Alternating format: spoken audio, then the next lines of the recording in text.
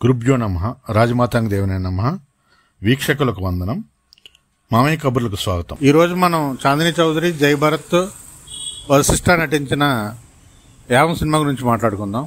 Cinema అయితే నాకు నచ్చలేదండి. రాజకీయ, సామాజిక, సినిమా, క్రీడా రంగాల విషయాలు ముందుగా మీరు తెలుసుకోవాలనుకుంటే మామయ్య కబుర్లు ఛానల్ని సబ్స్క్రైబ్ చేయండి, గంట సింబల్ నొక్కండి.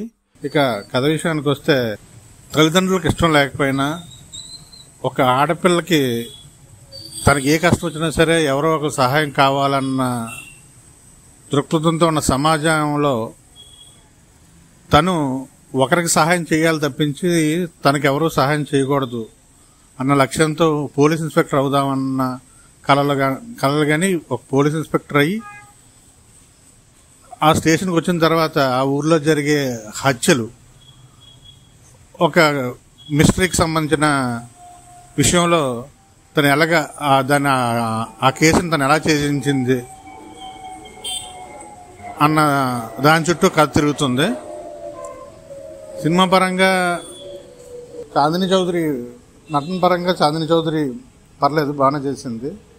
జై భరత్ అయితే ఒకే ఎక్స్ప్రెషన్తో, సినిమా అంతా ఒకే ఎక్స్ప్రెషన్తో మెయింటైన్ చేసి అలా నెట్టుకొచ్చాడు. ఇక సినిమాలో ఏమైనా చెప్పుకోవాలి అనుకుంటే, యుగంధర్ క్యారెక్టర్ చేసిన వశిష్ఠ బాగా చేశాడు. సినిమాలో ఎక్కడా కూడా స్ప్లిట్ పర్సనాలిటీని మనం టచ్ చేసి ఆ కాన్సెప్ట్ని మాట్లాడుతున్నా సరే, ఎక్కడా కూడా సినిమాలో మనకు కొత్తగా ఉన్న విషయం ఏమైనా ఉందంటే, ఇప్పటివరకు ఒక స్ప్లిట్ పర్సనాలిటీలో ఒకే క్యారెక్టర్ని ఒకలే చేసేవాళ్ళు రెండు విధాలుగా. కానీ ఇందులో కొత్తగా ఇంట్రడక్షన్ చేసి స్ప్లిట్ పర్సనాలిటీలో ఒకే క్యారెక్టర్ని ఇద్దరి చేత చేయించడం జరిగింది. అది ఒక్కటే ఇందులో నావెల్టీ సినిమా పరంగా. అంతకుమించి సినిమాలో ఇంకేమీ లేదు. సినిమా అయితే చాలా స్లోగా వెళ్తుంది. డైరెక్షన్ విషయం గురించి చెప్పాల్సిన పనే లేదు. అసలు నవదీప్, ఈ సినిమాకి నవదీప్ ప్రొడ్యూసర్గా ఉన్నాడు, ప్రకాష్ దంతులూరి డైరెక్టరు. అసలు ఒక షార్ట్ ఫిల్మ్ ఎలా తీస్తారో ఆ విధంగా తీసాడు తప్పించి ఒక సినిమాకున్న లెవెల్స్ కానీ సినిమాకున్న డైరెక్షన్ ఇవి కానీ అసలు ఏమీ లేవు. సినిమా అలా సోసులోకి వెళ్తుంది. సినిమా అయితే చాలా బోరింగ్గా ఉంది. ఇది ఓటీటీకి వచ్చిన తర్వాత చూద్దాం అనుకున్నారు. ఓటీటీ వరకు వెయిట్ చేయడం మంచిది.